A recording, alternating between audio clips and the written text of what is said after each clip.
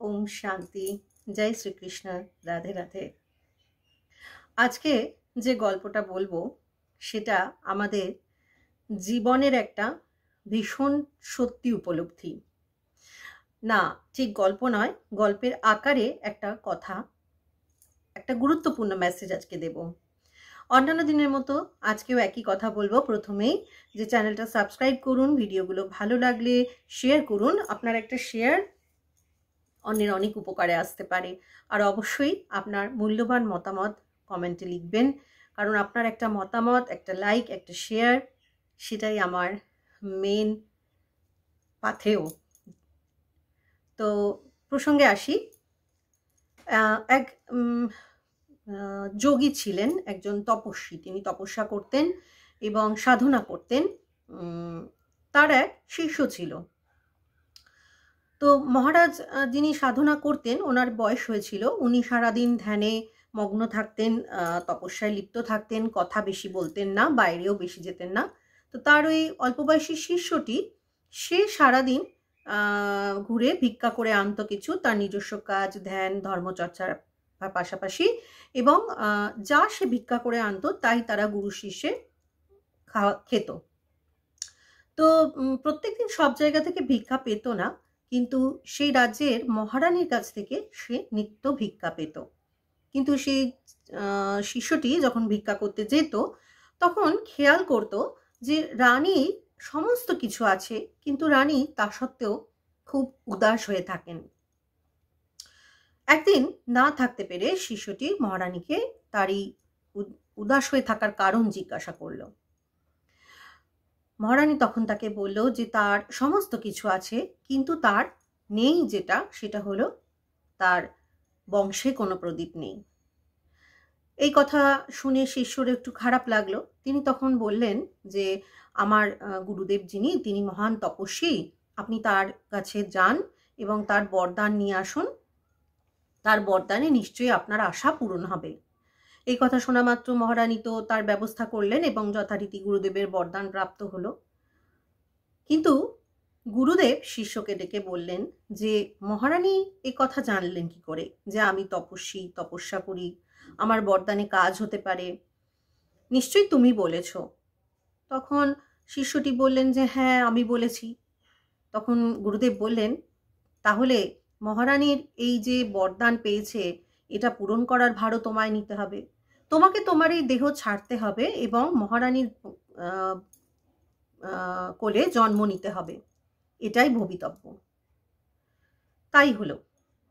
মহারানীর কোল জুড়ে সন্তান এলো, কিন্তু সেই সন্তান যখন বড় হলো, যখন তার কথা বলার বয়স হলো, তখন সেই সন্তান কথা বলে না, কিছুতেই কথা বলে না, আবার দুঃখ মনে। তো একজন প্রহরীকে ঠিক করা হলো। সেই প্রহরী সারাক্ষণ সেই সন্তানের সঙ্গে সঙ্গে থাকতো, কারণ সে তো কথা বলতে পারতো না, তার কি প্রয়োজন না প্রয়োজন তার হয়ে প্রহরী বলে দিত।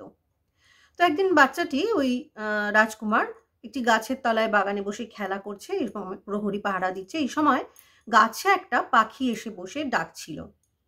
প্রহরী তীর চালিয়ে সেই পাখিটিকে আঘাত করলো। পাখিটি উপর থেকে নিচে পড়লো। পড়া মাত্রই রাজকুমার তাকে পরম যত্নে ছুটে গিয়ে তুলে নিল এবং তাকে শুশ্রূষা করলো, ওষুধ দিল, আর বলে উঠল যে তুমি কথা বলেছ কি? ব্যাস, এই কথা শোনা মাত্র প্রহরী দেখলো, আরে রাজকুমার তো কথা বলছে। প্রহরী ছুটলো সঙ্গে সঙ্গে, রাজারানীকে খবর দিতে হবে। তো প্রহরী ছুটে গিয়ে রাজারানীকে বলল রাজকুমার কথা বলেছে। তারাও ছুটে এলো ভীষণ তৎপর হয়ে, এসে তাকে কত সকলে মিলে সাধ্য সাধনা করতে থাকলো, কিন্তু রাজকুমার আর কথা বলে না। এই ঘটনায় রাজারানী স্বাভাবিকভাবে ভীষণ রেগে গেলেন এবং আদেশ হলো সেই প্রহরীকে শুলে চড়ানোর। প্রহরীকে শুলে চড়ানো হচ্ছে। রাজকুমার সবই দেখছেন স্তব্ধ হয়ে, কথা কিন্তু বলছেন না। ঠিক যখন প্রহরীকে শুলে চড়ানো হবে, সেই সময় রাজকুমার আবার বলে উঠল প্রহরীর উদ্দেশ্যে, তুমি কথা বলেছিলে কি? এই কথা শোনা মাত্র সেই প্রহরীর যে শাস্তি হয়েছিল সেটা বন্ধ করা হলো এবং রাজারানী অবাক হয়ে ভাবলেন যে এর পিছনে নিশ্চয়ই কোনো কারণ আছে।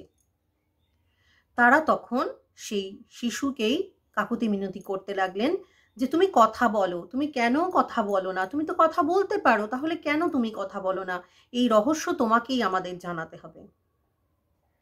তখন সেই শিশু কথা বলে উঠল এবং বলল যে এই ঘটনার মাধ্যমে আমার জন্ম হয়েছে।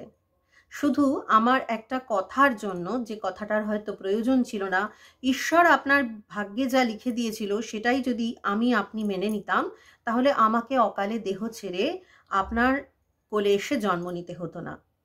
শুধু একটা অপ্রয়োজনীয় কথার জন্য আমার নিজের দেহ ছাড়তে হলো, পুনর্জন্ম নিতে হলো। আবার দেখুন, ওই পাখিটি গাছের ডালে যদি চুপটি করে বসে থাকতো, তাহলে তাকে আঘাত করা হতো না।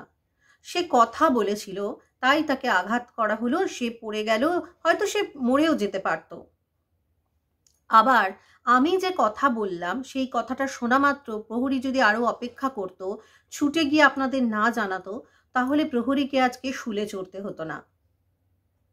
কিন্তু আমি আজ কথা বলতে বাধ্য হলাম, কারণ আমি যদি এখনো কথা না বলতাম, তাহলে এই প্রহরী তো মিথ্যা কথা বলেনি, প্রহরীর জীবনটা শেষ হয়ে যেত। তাই প্রয়োজন পড়াতে আমি আজ কথা বলতে বাধ্য হয়েছি। এই কাহিনীটা থেকে আমাদের যেটা শেখার, সেটা হচ্ছে, যেটা বর্তমান সময়ে ভীষণ রকম বড় সমস্যা অধিকাংশ মানুষের, হ্যাঁ আমার নিজের ক্ষেত্রেও বটে, তবে অবশ্যই সংশোধনের চেষ্টা করছি ভীষণভাবে বিগত বেশ 1 বছর ধরে।